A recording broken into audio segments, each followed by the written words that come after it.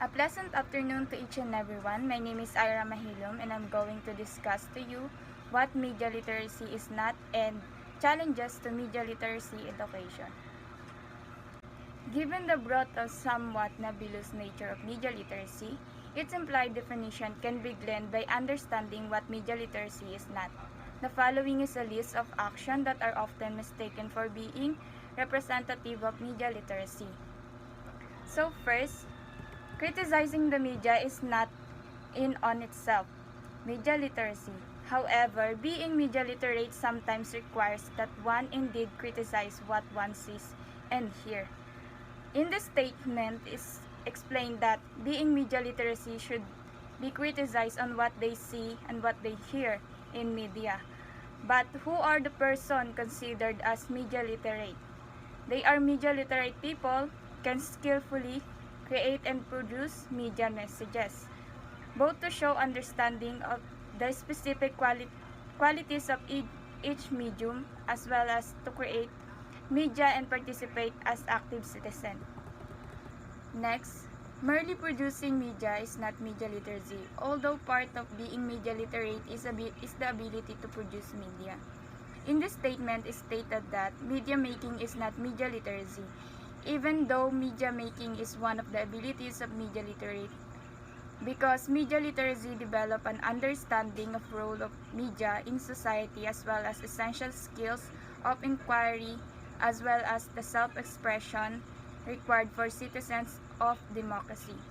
Next, teaching with media, video presentation, and etc. does not equal media literacy. An education in media literacy must also include teaching about media. It is stated in this statement that the use of media, such as various presentation of what will be taught using the media, is not fair, because the media is still used the various in subject, but media literacy is not taught to the students. In other words, the use of media is of use, but the meaning of and importance of media literacy is not taught.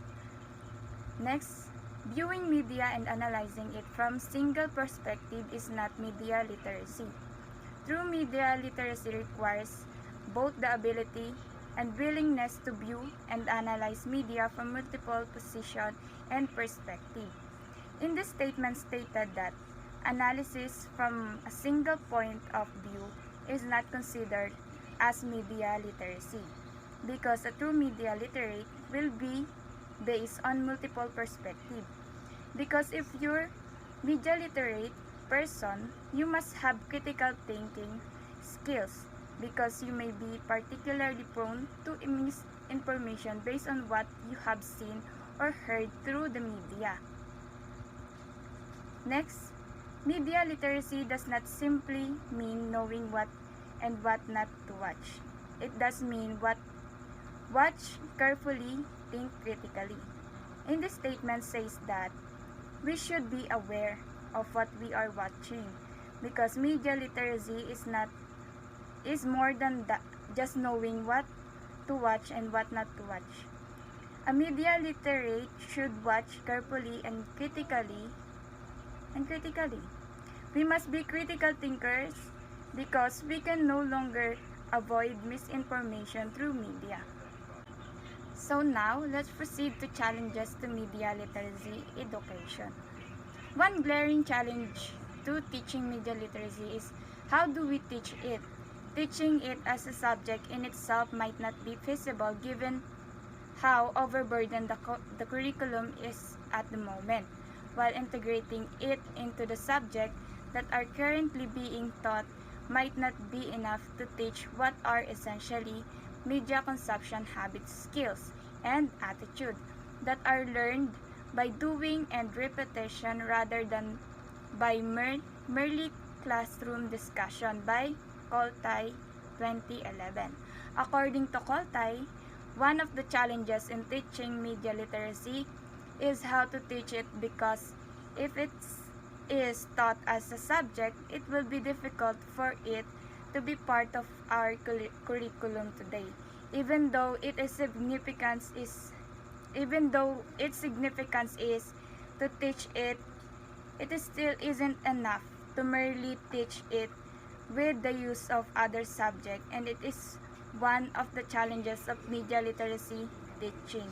Next, according to Livingstone and Van der Grove 2010, identify how to measure media literacy and evaluate the success of media literacy initiative as being one of the more pernicious challenge facing educators in the 21st century, for the simple reason that if we cannot somehow measure the presence of media literacy in our students, how do we know if we have actually taught them?